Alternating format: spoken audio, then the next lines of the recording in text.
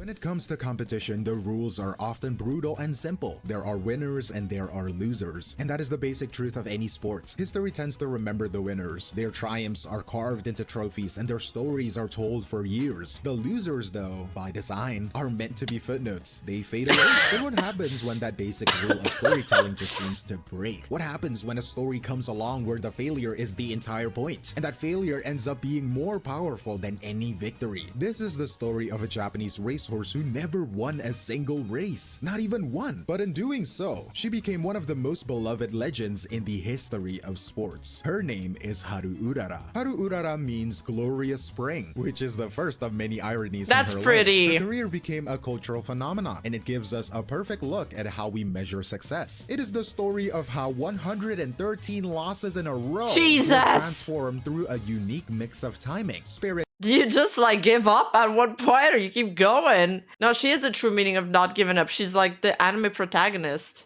and technology into a powerful symbol of hope. It is a story that begins on a small local racetrack, captures the soul of a nation during the time of crisis, and then finds a bizarre and explosive second life in the video game, creating a connection between fiction and reality that nobody could have seen coming. But to truly understand her legends, we have to start with the numbers, because on paper they tell a story that makes almost no sense. The official record reads like a statistical anomaly: 113 starts with 0 wins. And to put that number in perspective, that's like my League of Legends resume. Physically punishing world of modern oh my god, the average career is a brief flash. Maybe 25 starts before an animal is retired, and even the most durable champions, the titans of the sport, rarely see the starting gates 50 times. And to compete so many times is a testament to almost supernatural physical and mental resilience. It is love a career of the game, relentless taxation on bone and spirit, a 6-year marathon in a sport of sprinters. To do it all without a single victory is what elevates her story from a curiosity to a profound mystery. So the immediate question is, how does a horse who never wins earn over 1 million yen? The answer lies in a quiet dignity of just showing up. In horse racing, the prize money, the purse, isn't a winner-take-all proposition. It is distributed among the top several finishers, and Haru Urara made her living in the margins by consistently trying her heart out. By occasionally battling her way into the 4th or the 5th place, she scraped together just enough to justify her keep. She was the embodiment of a blue-collar worker in a sport of aristocracy.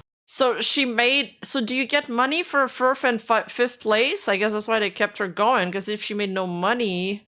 Earning her place, not through brilliant victories, but through grinding, thankless persistence. This reframes her entire career. It wasn't about failure, it was about a refusal to quit. Her trainer, Daimoneishi, the man who gave her the name Haru Urara, saw this spirit clearly. He acknowledged that she could be difficult, but he famously said, "There are horses that don't try very hard." Haru Urara would always try till the end. I like that they always put gold chips photo when he says there's horses that don't try very hard. Aww. World that quantifies value only in wins, he saw value in the effort itself. The final layer of this beautiful irony lies in her bloodline. She was not bred for mediocrity. Her sire was a decorated grade 1 champion, a king in the turf, who had Bro, you know they paid more than $1 million for that horse. Of course they gotta keep her on the track. They're like, you better pay me back my investment. conquered Japan's most prestigious races. She was born with a blueprint of a champion in her blood, and yet, when she was put up for auction as a young horse, nobody wanted her. She failed to attract a single buyer. Because she went unsold, the very farm that bred her had to train and race her themselves, unknowingly setting the stage for one of Japan's most unusual legends. Her destiny was not to rule from the throne her So they didn't buy her for expensive. I was wrong. Fun fact, the Haru Urara manga was the first thing to be released for Uma Musume. Oh, they started with her story? I guess she is the golden, never give up story. Goldship never actually tried even with his victories. That's crazy. Suggested, but to become a symbol for everyone else. The ultimate underdog from her very first day. And she is! Stubborn spirit of persistence would soon find itself in the center of a national conversation. But a story like this, a paradox of relentless effort without reward, needs fertile ground to grow into into a legend. And Haru Urara's story found its moments in the early 2000s, landing squarely in the bruised psyche of a nation. To truly grasp why a perpetually losing horse became a national hero, one must understand the pervasive atmosphere of Japan's lost decade. This wasn't a sharp, sudden crisis. It was a slow, grinding stagnation, a quiet dread that settled over the nation after the dizzying economic boom of the 80s had evaporated. It was a prolonged era of corporate restructuring and shrinking opportunities, where the foundational promise of Japanese society, that unwavering diligence and loyalty to the system would guarantee a stable, prosperous life, had begun to feel like a cruel joke. Hold up though, Haru Urara in the anime and in the game has pink hair, but the horse isn't pink though. This fog of collective anxiety, a single unassuming racehorse became a beacon. After her 80th consecutive loss in 2003, a local news story ignited a national conversation. She was given a name that in any other context would be an insult, but here became a title of a profound endearment. Makegumi no Hoshi, a shining star of the losing team. She became an avatar for everyone who felt behind. Her struggle was their struggle. Her refusal to quit, her act of showing up to the track every single time, only to be defeated in the end, was a perfect heartbreaking mirror for a populace that felt it was running just as hard for just as little reward. Her on-track appearance only deepened this connection. She was instantly recognizable, often racing in a distinctive pink-colored horse mask. I love that! Oh, that's why they made her pink. Because she uses a Hello Kitty cap. This is so adorable. Okay, she looks very cute. I approve of the pink hair. Haru Urara is amazing. She is an inspiration. Adorned with a cheerful, almost defiant Hello Kitty patch. This touch of childlike innocence against the grim reality of her career created an image of a plucky, unbreakable spirit. This public embrace manifested in beautifully strange ways. There was the phenomenon of her losing betting tickets. In a brilliant act of linguistic jujitsu, the public recontextualized the stamp on these losing slips. The stamped word, ataranai, carries a double meaning. While it officially means to lose a bet, its characters can also be interpreted as to not be struck or to not be hit. People began carrying her losing tickets not as memorabilia, but as a powerful good luck charms to ward off traffic accidents. It was a way for the public to find a small victory, a tiny piece of control within a system that felt increasingly random and unforgiving, it's like she started a movement, forming an artifact of monetary loss into a talisman against physical harm. The Haru Urara boom was no longer a fringe curiosity. It was a legitimate cultural movement, cemented when then Prime Minister Junichiro Koizumi famously remarked, "I would like to see Haru Urara win, even just once. The horse is a good example of not giving up in the face of defeat." The phenomenon I'm rooting for her. Oh my god. I don't know why this is making me cry. It's not even sad.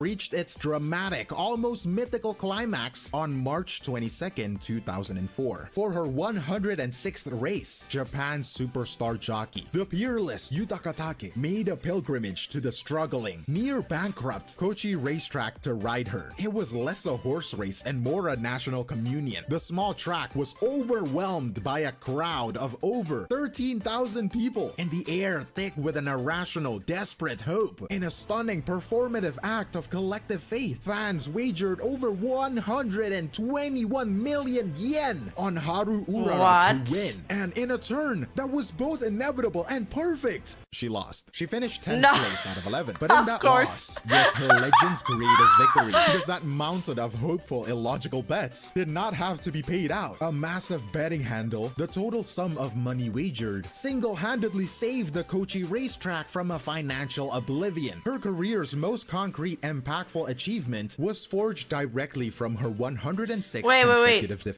Wait, it works like that? So it goes to the racetrack? If you lose the bet, it goes to the racetrack? So she actually did a good thing by losing. That's crazy. Yeah, she was a real hero, just in a different way. Wait, she is awesome! I have so much more respect for all these Uma Musume characters now. Oh, a part of it. Oh, that's why you guys said the house always wins. Oh. feat. After her final race, her life after the track was marked by a brief period of uncertainty and ownership disputes, a sad but common fate for retired horses. But her story was destined for a happier chapter. She eventually found her permanent peaceful home at Mata Farm, where she lives to this day, famously sharing her pasture with Wait, there's no wins in her story? She's retired already? goat friend. And though her official racing career ended without a win, her story does have a happy ending on the track. In Okay, let's see it. 2019, long into her retirement, she participated in a non-competitive time trial event for older horses, and she placed first For older horses? Oh my god, it's Polterdeath! It's been discovered that Haru Urara, the woman who's my horse who went viral for never getting a winning a race, did win once. In a race for retired horses, just so she could have a chance at her first win, she finally did it. Haru Urara wins first race over a decade after retirement. Yeah, but the stakes of that race weren't even high. That's her only win, and she was that famous? place. It was a ceremonial win, but for her fans, it was the perfect bookend. The horse who never gave up finally got her moment in the winner's circle. Everyone clap your hands! Elderly Haru! You take what you can get. True. Well, hey, people were so happy about it. A win's a win. A win's a win. This was like an all-star race or something. You know, like when they do a reality TV show and then there's one season where they bring back like all the all-stars, like the most popular people from each season.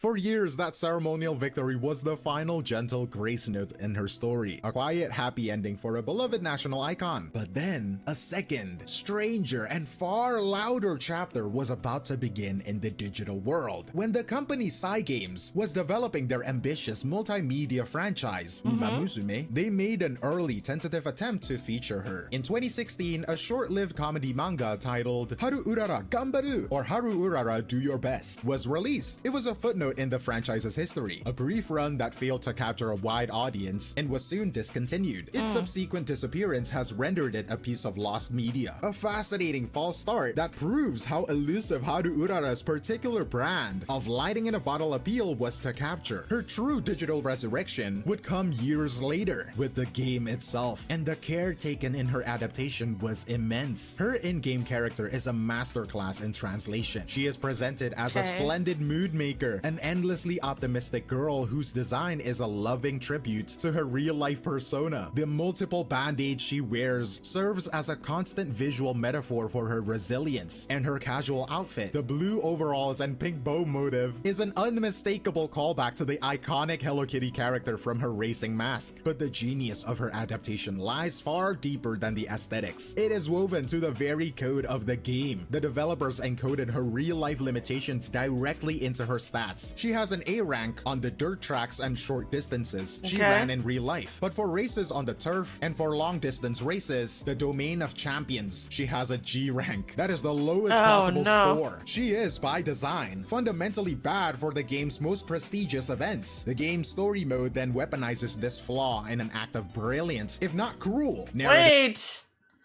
Miku played it?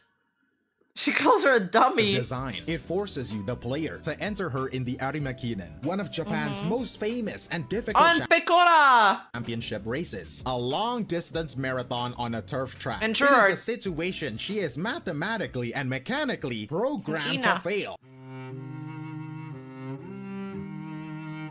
Oh, she looks sad here.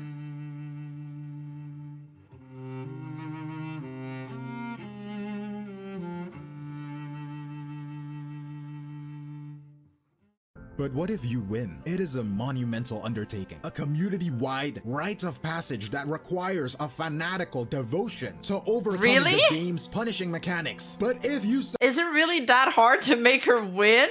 Does anybody main Haru Urara? Succeed through sheer force of will and strategy, you guide her to that impossible victory. You are rewarded with one of the most profoundly cathartic scenes in modern gaming. I'm gonna make her win. That's the next horse we're training. I've decided. Ouch! I just hurt my hand on my desk. She crosses the line, panting, her voice filled with disbelief as she calls out to you. Trainer, I got first place. I really won. And the crowd, they erupted in audible sobs. She did it! Urara finally did it! Confused by the tears, she asked the trainer, why is everyone crying? The trainer explains that they are tears of pure joy, that they are so moved by her triumph. Her face lights up. She doesn't want anyone to be sad, so she asks the crowd to smile with her. Turning to her fellow races, she laughs. I am so glad I got to race you all, and usually I only ever see your backs. The scene fades to white as the narrator declares, Haru Urara has finally raced. Haru Urara has finally raced on the stage of her dreams. It is an incredible moment of victory, a shared emotional peak for her entire player base. But even this unbelievable victory is not the end of her journey. The final ultimate challenge of the URA finals still awaits. And this powerful feeling, this profound empathy forged through a shared digital struggle, did not stay confined to the game servers. It began to spill out into the real world in the most unexpected and tangible way imaginable. Players armed with this newfound affection discovered that the real Haru Urara was still alive, living out her retirement on a small farm, and they discovered a website where for a modest sum, around $40 US, you could sponsor a box of fresh ryegrass to be sent directly to her. What followed was a phenomenon the internet dubbed the ryegrass tsunami. It was a bizarre and beautiful act of reverse sponsorship. The donation website was flooded with so much traffic from a global fan base that it repeatedly crashed. Within a very short time, donations for Haru Urara surpassed 2,500 kilograms of grass. And to put that in perspective, that is roughly the weight of a small car in grass. It was a direct conversion of digital affection into physical sustenance. And in a beautiful unintended consequence, this overwhelming generosity had a ripple effect. One elderly horse could not possibly consume that much, so the surplus was used to feed other retired horses at the farm. The love for one digital character ended up supporting an entire real-life stable. This fan culture, however, doesn't just exist in grand, charitable gestures. It lives and breathes online. In a community built around shared emotion, it is a culture built on memes that functions less as jokes and more as artifacts of their collective journey. There is the powerful mantra, she never gave up, so why should I? Which has become a genuine touchstone of communal encouragement, used by players as motivation for their own real-life struggles. And then there is the visual meme, a constant stream of wholesome fan art depicting the game character comically buried under, sleeping on, and eating from enormous piles of ryegrass. It is a humorous self-referential feedback loop where the community celebrates its own absurd and wonderful act of kindness. But this sudden global fame came with real-world complications. The small, quiet farm where Urara resides was suddenly facing an influx of pilgrims from all over the world. Dude, I gotta go back to Japan and visit those horses. That's so Kusa, what does it mean? I love that sentence from that meme he showed. She never gave up, so why should I?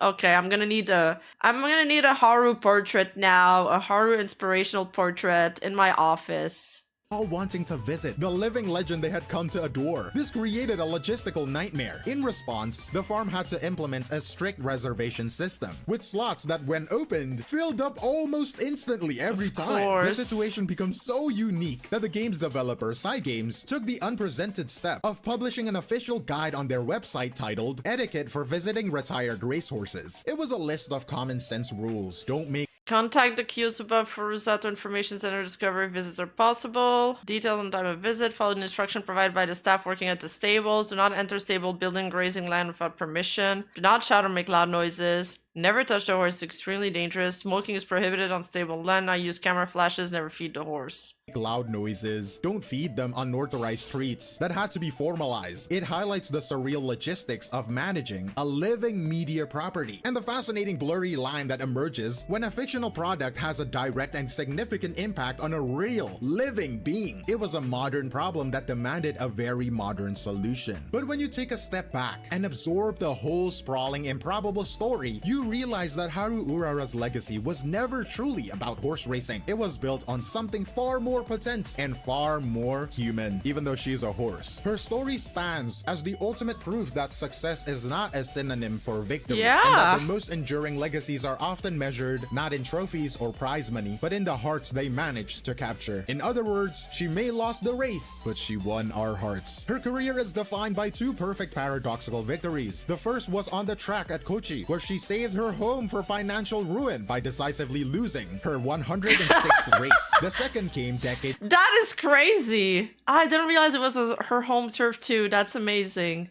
Wow, like she was that popular. Let that sink in. She was that popular and she never even won a single race in her career. All she did was win like a honorary race and retired. But while she was like in her career, she was still that popular because she became a symbol. Like, wow, that's a legend. Later, a victory achieved by her digital ghost, inspiring a global wave of generosity that provided real material comfort to the living animal. One victory born of defeat, and the other born of fiction. And the true genius of Uma Musume was not simply in retelling her story, it was in creating an interactive vessel for her spirit. A system where a new generation could not just witness her struggle, but actively participate in her quest for True, redemption. it's also very impressive that she ran that many times. I forgot about that. It forged a powerful positive feedback loop between fiction and reality that is as rare as it is beautiful, transforming passive empathy into active engagement. In the end, she was entered in 113 races that were on paper unwinnable, but the one unwinnable race she was in all along, the race for a permanent place in our collective memory, was the one she won in a landslide. Her story is a quiet but profound testament that the true Haru never lost because she won our hearts. Of a life is found not in the glory of the results, but the unwavering, indomitable, and glorious spirit of the struggle itself. This is one of the most fascinating and positive examples of a modern fandom interacting with its source material. It makes you wonder what the line is between appreciation and intrusion, and how other franchises could learn from this. I'm curious to hear what you all think, but that is all from me, Glaive Kyo, and I will see you in the next one. Cheers! Wow, what a great video. Uma Musume has done so much. I have a newfound appreciation for Haru.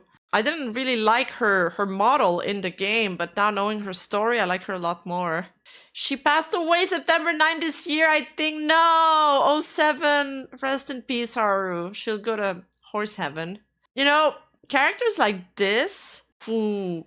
they're not the goats, they're not like the strongest, the fastest, not even that cool. She's like goofy, she's kind of a loser. People relate to that a lot more, but she's slow and steady. Like, she kept on going. Sometimes it's about it's just about that. Yeah, she's the underdog. She was, so that's what makes her more relatable. She had like resilience to get back up every time, which is why she has all the bandages on her. It's really cute. Yeah, sometimes that's all you need, exactly. And especially also think about it, like in Japan, where you gotta do 9 to 5 every day. I think people resonated with that, just having to repeat the task that there's no clear winner sometimes. But also their story, like the way they pay tribute to these horses and their storytelling, it's so good. Like, they didn't just squander it. Yeah, Uma Musume is really a quality game. Hey, you! Don't forget to like and subscribe and hit that bell button, and I'll see you in the next video.